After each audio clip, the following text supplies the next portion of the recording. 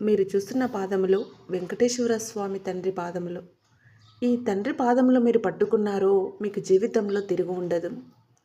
మనం ఈ జ్యోతిష్యం చెప్పబడును, ఆ జ్యోతిష్యం చెప్పబడును.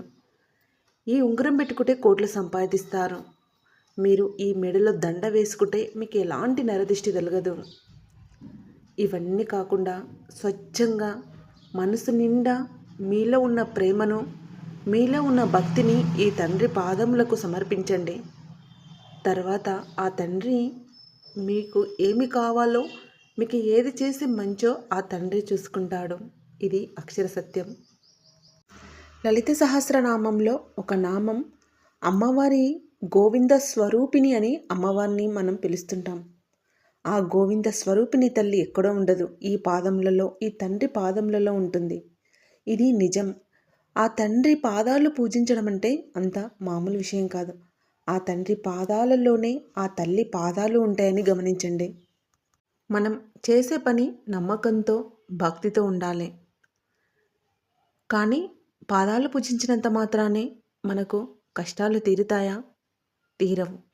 అవి మన కర్మానుసారంగా తప్పకుండా మనకు వస్తుంటాయి, మనం అనుభవించాల్సిందే. కానీ మరి ఎందుకు భగవంతుని పూజించడం, భగవంతుని పాదాలు పూజించడం ఎందుకు?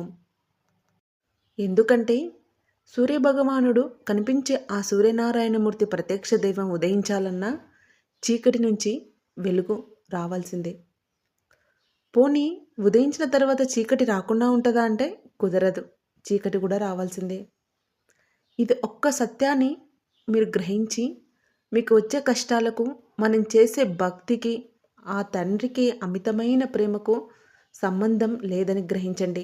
మీరు చేసే భక్తి, మీరు కేవలం ఆ తండ్రిపై ప్రేమతో ఈ జన్మ ఉన్నంత వరకు సార్థకం చేసుకోవడానికి నువ్వు నాకు ఇచ్చిన ఒక అవకాశం అని భావించి మీరు ఆ భగవంతుని పూజించండి. అంతేగాని మీ కష్టాలు తీరడానికి, మీ కోరికలు తీరడానికి కాదని గ్రహించండి. మన కోరికలు తీర్చడానికి కాకుంటే మనకొచ్చే కష్టాలు తీర్చలేకపోతే మరి నేనెందుకు పూజించాలి? మన కోసం మనలోపున్న జీవుని మనం పూజించుకోవాలి. అన్నీ ప్రసాదించిన భగవంతుడు ఇంకా ఏదో కావాలని కోరుకుంటున్నాం. కానీ మన శరీరానికి ఏం కావాలి?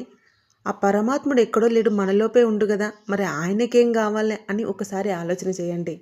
అప్పుడు తెలుస్తుంది మహిమాన్వితమైన మన సనాతన ధర్మం ప్రపంచానికి నిలువెత్తు ఆదర్శంగా, ప్రపంచానికి ఒక బునాదిలాగా మన ఋషులు, మన పెద్దలు ఎప్పుడో చెప్పారని ఆ సత్యాన్ని మీరు గ్రహిస్తారు.